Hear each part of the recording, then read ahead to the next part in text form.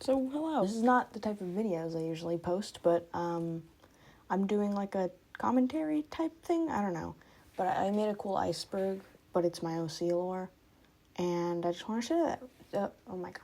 There's going to be a lot of that, like stuttering in here, so just be aware. I'll try to cut some of it out, but considering the program I'm using, which is Procreate Dreams, which is a horrible animation program, let alone editing program, might not be able to cut out a lot of it, but alright, back to the topic at hand. So, OC lore iceberg.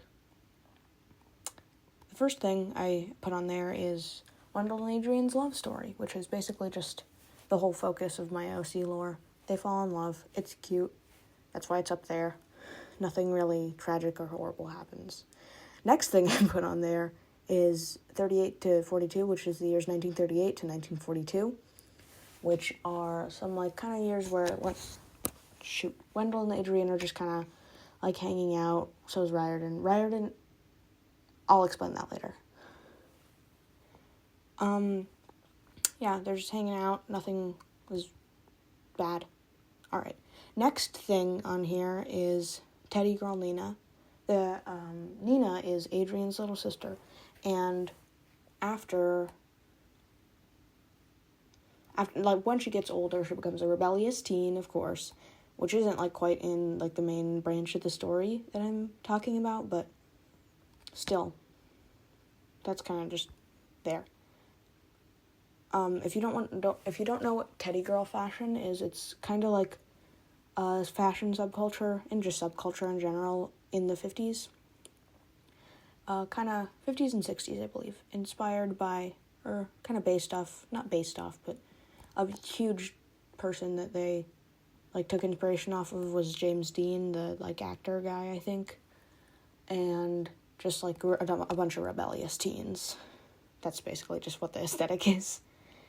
Next entry is Escape from the Soviet Union, which is referencing how Adrian and Nina escaped from the Soviet Union with their family in 1938, right before the breakout of World War II, because, like, they're in danger, I don't know, yeah.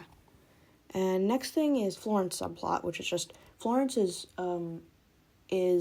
Wendell's little sister, and she gets a boyfriend that her family doesn't really like, and stuff happens, I don't know. Next entry is Adrian and the Young Pioneers. If you don't know what the Young Pioneers is, it's basically like the Boy Scouts for the Soviet Union. They had it up until when the Soviet Union dissolved in 1991, and they, like, helped recruit kids. They, like, gave them duties, basically just Boy Scouts, but a little more political.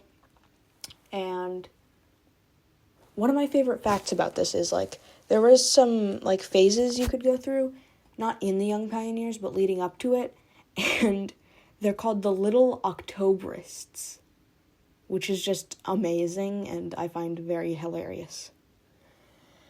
Okay, yeah, Adrian is in the Young Pioneers. It's just a little, like, communist. No one in his class likes him because of that, and just stuff like that. Next thing, Nina subplot. She has, like, a lot of anxiety, and she's just not doing that great, which is very sad, because she's, like, 8. You don't want an 8-year-old to have anxiety. It's very sad. And she has a lot of that anxiety because of her escape from the Soviet Union at such a young age. I think she's, like, 4 or 5 or 6. I can't remember, and I don't want to do math on the spot, so yeah. Next entry is Wendell's school life. Wendell does not have the best school life. To put it simply, he is very dumb. I mean, he's not very dumb. He's just not that smart. And a lot of people at his school make fun of him because they know he's gay, and obviously in the 40s, no one likes that, or not many people like that. So a lot of people, like, make fun of him and ostracize him for that fact. Next thing is Adrian's struggle with manhood. It's kind of same thing as Wendell's school life, but not quite. Adrian is, like, he's from the Soviet Union, So that's quite a, like, a lot of gender roles are there.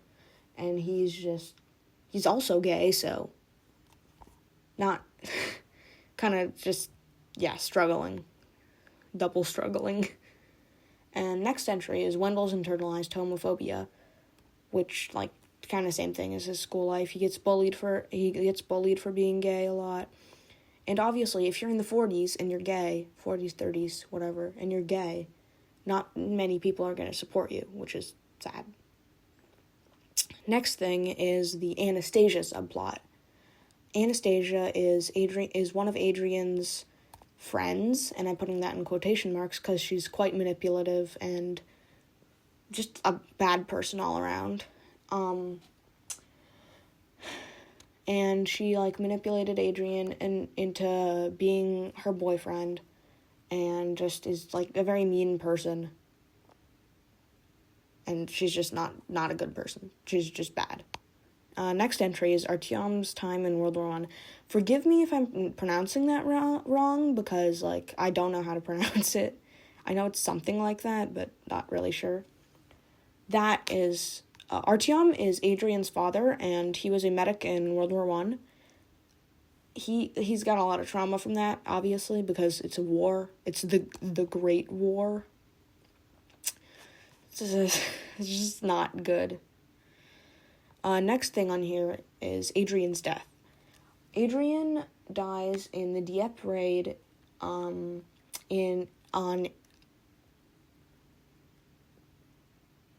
August 19th, 1942 in Dieppe, France. And it's just not good, very sad. It's like the peak of this story. Like, you know, in one of those, like, writer charts where it goes, like, up, and then, like, it hits a peak, and then kind of goes down. The rising action, climax, that's what it's called. The climax of the story. And next thing on the entry is Riordan's half-canon subplot. Riordan is one of Wendell and Adrian's friends.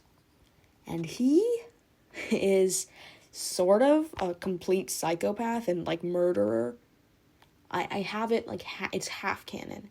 It was canon for a while, and when I, like, first came up with these characters, which was, like, a year ago, but I came up with Riordan, like, during the summer. I don't know when. Not sure, but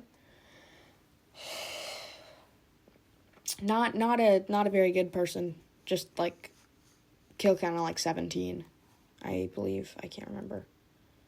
So, yeah. Last entry on here is letters from Wendell's POW camp. After the Dieppe raid, Wendell was also a soldier in there. He gets sent to a POW camp, and a lot of the letters he sends back to his family and Adrian's family in Winnipeg. That's where they live. That's where Adrian and his family, and Adrian and Nina and their family moved after escaping from the Soviet Union. A lot of the letters he sends back there are, of course, like, he's going through a horribly, like, dark time in his life, because he's in a POW camp, for one. He just, like, went through the most horrific experience he's ever, like, had, and lost the love of his life.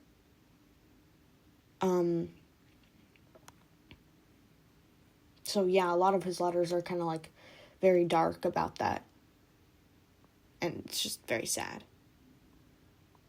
And that's my OC lore iceberg. I wish I could end this on a happier note, but, yeah. Sorry I'm laughing so much. I do that when I get nervous. So, bye. See you next animation. I don't know. Bye.